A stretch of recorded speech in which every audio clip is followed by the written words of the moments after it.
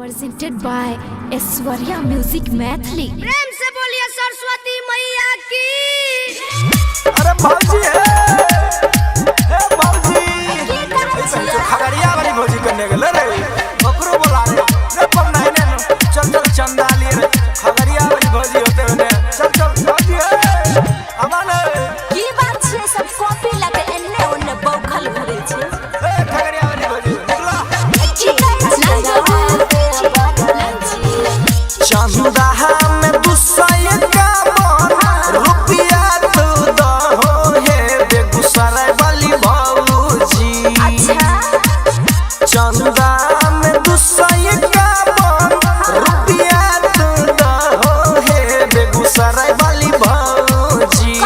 सरस्वती मैया के मूर्ति बैठाई मई है पनसाला वाली भौजी। सरस्वती मैया के मूर्ति बैठाई मई है परोरा वाली भौजी। साल साल ठकै छो तू चलता नहीं मना मौजी हो ठखरवा दे बरजी। साल साल ठकै छो तू चलता नहीं मना मौजी हो ठखरवा दे बरजी। तू पैसा लेके पार्टी मनाबै छो ठखरवा दे बरजी। ओ रुपया लेके पार्टी मनाबै छो ठखरवा दे बरजी। बुझला बात विश्वास नहीं छतरा प्रेम से बोलिए सरस्वती मैया की। ओ रुपया लेके पार्टी मनाबै छो ठखरवा दे बरजी। सुनन भौजी महंगा वाला मूर्ति बड़ी रोसरा से मंगई है खगड़िया वाली भौजी। झूठे कहै छो महंगा वाला मूर्ति बड़ी रोसरा से मंगई है बेगूसराय वाली भौजी। चंदा दुसय का मन दहो हे गदपुरा वाली भौजी। चंदा दुसय का मन दहो हे पनसाला वाली भौजी। गेला कि ले जा से चंदा में लेके रुपया हर बेरी तू सब हो मनोरंजन करई छो। केना बोले छे चंदा में लेके रुपया हर बेरी तू सब हो मनोरंजन करई छो।